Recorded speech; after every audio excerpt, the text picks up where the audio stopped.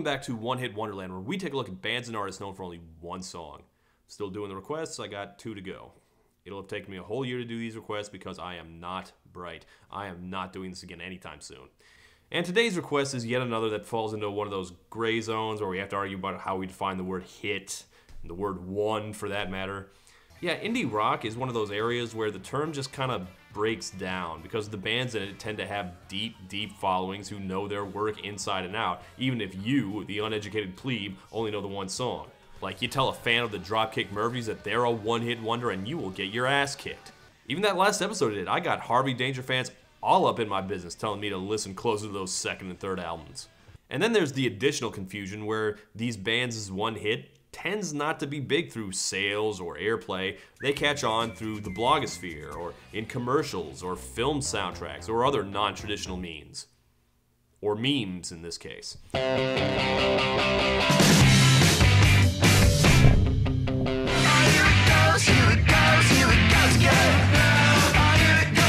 By the technical definition, OK Go is completely and totally a one-hit wonder.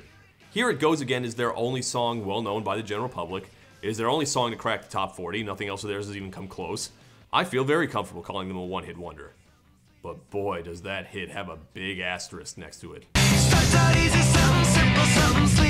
Here It Goes Again barely even exists as a song. It's a video first and foremost. The song is almost incidental. Their claim to fame is that one viral clip of the 4 of them dancing on treadmills, which became one of the first big hits on a little website called YouTube. Giver of life, destroyer of worlds. Just think, without OK Go, perhaps YouTube does not become the monopolistic overlord of video content, and I could be plying a more respectable trade, like panhandling or insurance fraud. Which raises the question, can you really be called a one-hit wonder if your hit wasn't really successful for being music? Is that how you're supposed to use that phrase? For that matter, using that label to describe OK Go doesn't really take into account the band's bizarre post-hit afterlife, by any measure one of the strangest and most singular careers in all of entertainment. There's basically no one who does what OK Go does, and all of it predicated from a single take of them dancing in their garage. What a weird band. But that's the request I got, and that's what we're gonna look at. Okay? Go.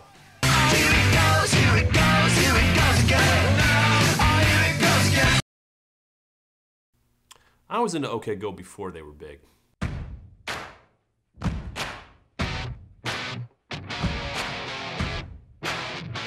Love stinks!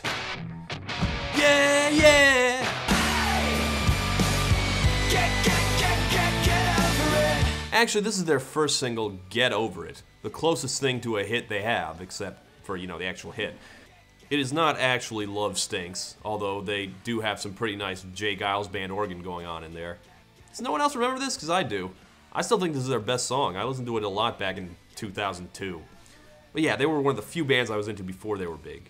It was them, Portugal the Man, and M83. Those are the only ones. I am not and have never been ahead of the curve, folks. Don't expect me to point you to the hot new thing. And I only knew OK Go because my girlfriend in high school was really into them.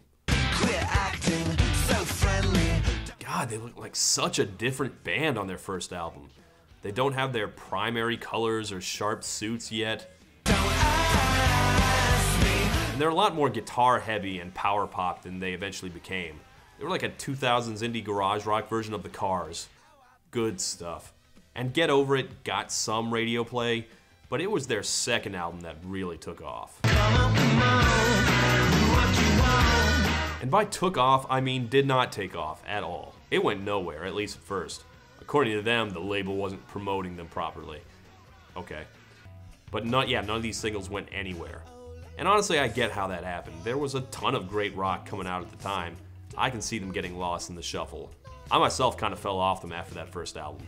Also, full disclosure, around that time, me and my girlfriend broke up, and a lot of my memories of this band are kind of tied up with that relationship, so if I'm harsh on them, full disclosure, I might be kind of biased. Especially after she got mad at me that I didn't want to stay friends, and I quoted her favorite band at her. And then I never spoke to her again. And I expected to never think about this band again either. But of course, that's not what happened. because at that point they had already released the low-budget but highly choreographed single-take video that would spread like wildfire across the internet and change the course of their entire careers.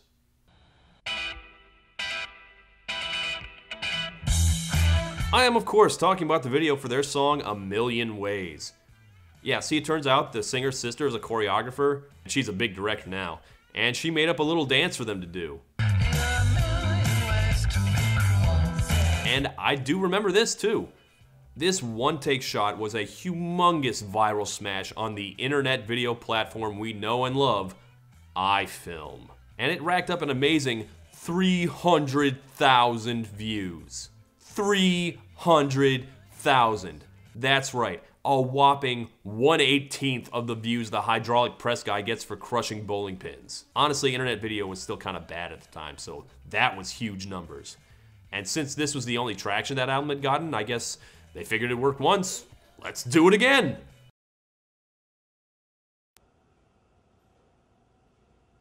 In 2006, OK Go released their video for Here It Goes Again, this time to an even bigger new video site called YouTube, and it blows up.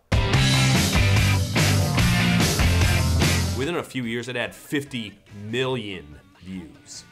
That's incredible. That's almost Numa Guy numbers. It's up there with History of Dance, Daft Hands, and other artifacts of a simpler and better time before the internet turned evil and bad. For what it's worth, yeah, I do think this is a pretty great video. It's impressive. They worked really hard on nailing those steps. But it's great not in the way that, most great music videos or dance videos are great. It's great because it looks so shitty. It looks like it was filmed on worse equipment than I have, and my equipment is garbage. There's no lighting or set dressing. It went viral for the same reason that the Mannequin Challenge did, or when a unit of troops does a lip dub of Lady Gaga. We want to know that this is a bunch of regular, untrained people who are doing this for fun. And knowing that this is an actual popular band and not just a group of nobodies, that actually makes it better. Because presumably, they could be doing a better video with a real budget, and they opted to do this instead. The choreography is impressive, not because the steps are difficult. It's not. And the band's coordination isn't great either. It's impressive because there's so much of it. I don't think there's a single repeated move. And they did it in one unbroken take. You're waiting for them to fall on their face the entire time, and it never happens. And there's something punk rock about that. They did it without the knowledge of their label. In fact, I do wonder if that's why the lip syncing is being done by their ugliest member, who is not their lead singer. Their actual lead singer is that one, I think. It's hard to tell because this video was shot in no def. I think they're intentionally trying to keep the focus on Baldy over there to look even more amateur, because that's the charm. The funny thing is that hardly anyone ever talks about the actual song because it's so subordinate to the video. There's a sense that this could have been any song from the album, and we'd be talking about that right now instead. In fact, I found an article from shortly before this where they talked about having 2 singles loaded up. One was this, and the other had an actual professional video. I wonder if this one got the real video because they thought it was the better song. Or maybe they thought Here It Goes Again was the better song, and they gave it the cheapo video because they knew the internet well enough to know this is the video they'd take off. Either way, I think they made the right choice. This song is, it's actually pretty good. And treadmills are the right imagery because this song is nothing but energy and forward motion. It's great workout music, if nothing else. I mean, we've all tried this at the gym, right? We put it on and we start dancing.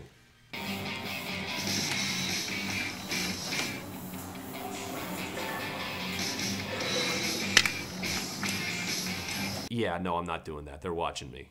But I could if I wanted to. And that's basically really all it's about. It's just a burst of jagged indie rock energy. You don't have to know what it's about. In fact, I was surprised to discover that this is a breakup song.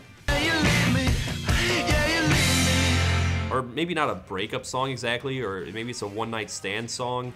Something about some girl jerking him around, jumping in and out of his life. I mean, that's what is going here again. And I had no idea. I've never even looked at the lyrics.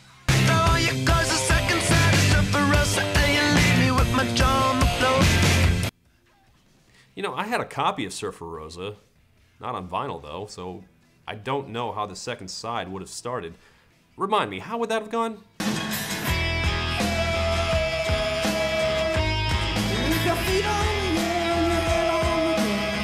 Well, that's a very different song. Not really a song to make you dance on treadmills, more of a song to watch buildings explode to.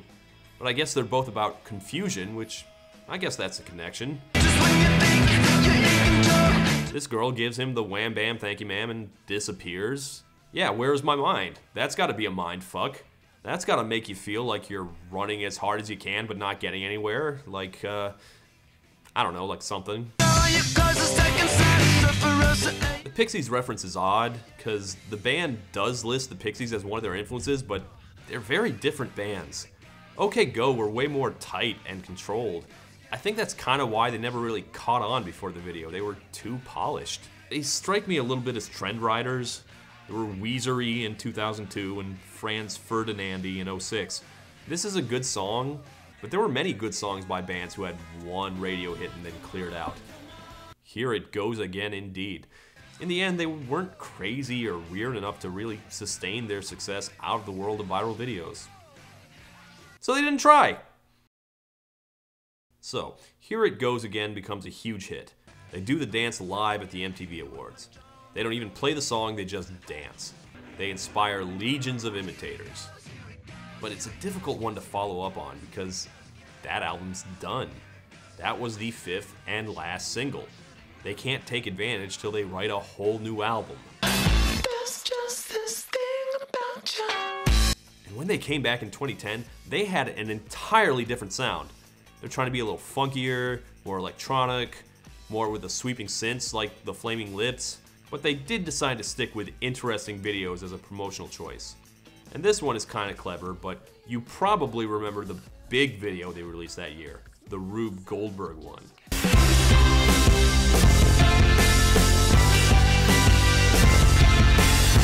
If you ask me, this video is a gigantic shift in their approach to video making. And for that matter, the entire culture of YouTube. Here It Goes Again was a DIY production. This is extremely professional and extremely difficult and expensive to make. Ostensibly, it's the same idea because it's a one-shot and it looks like it was very difficult to put together. But the clear presence of a real budget, that changes the feel of it a lot. And even though it got tons of views, it was not really a hit in the way that Here It Goes Again was a hit. For Here It Goes Again, even though the video was what made it popular, you still knew the song. That did not happen for the follow-up. Even on YouTube, they helpfully label it Rube Goldberg video so you know what to look for. Even just sitting here, I couldn't tell you how it goes.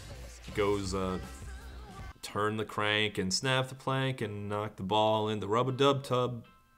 I don't remember. One of the band members pointed out that viral videos don't really have the staying power they used to. They'll get all their views in the first week rather than spread out over months. I guess that's true, but also I think this video is kind of just not as good. It's impressive, but it's not really memorable. You watch it once and you're done. Of course, part of the reason it didn't take off may have been their record label were morons. EMI's policy was that you couldn't embed any of their YouTube videos. You had to watch YouTube on YouTube, which makes it hard to spread the video, which is their entire marketing strategy. And after publicly begging the label to quit being idiots, they managed to get out of their contracts and go on their own. And they seem much happier now.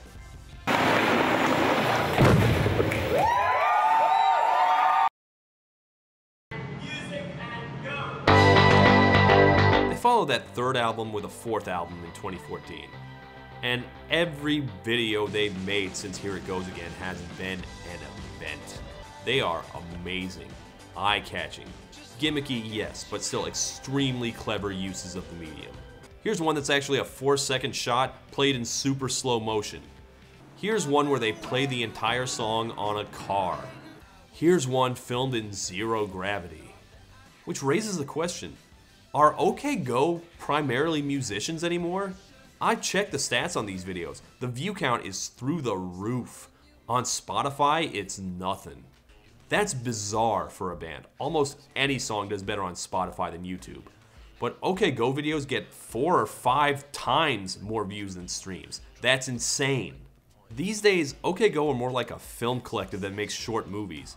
In a sense, they have more in common with what I do than with other bands. And if the songs aren't really taking off, I'm not surprised really. They're not that great. I mean, I can think of a couple I'd recommend. Writings on the Wall, End Love, those are good songs. For the most part, OK Go feels a little generic, or even, dare I say, a little Imagine Dragons-y. It just reminds me of the advertisementization of indie rock in the 2010s. And it doesn't help that a lot of these videos are in fact commercials. They're sponsored and funded by major corporations. Honestly, I enjoyed these songs more when I wasn't watching the videos with them. Watching OK Go's videos in order was like watching the decade-long transformation of YouTube, going from talented amateurs to money-grubbing, burnt-out content machines. But, you know, they know where their bread is buttered. Even when they perform live, they perform with the videos. It's... well, it is what it is.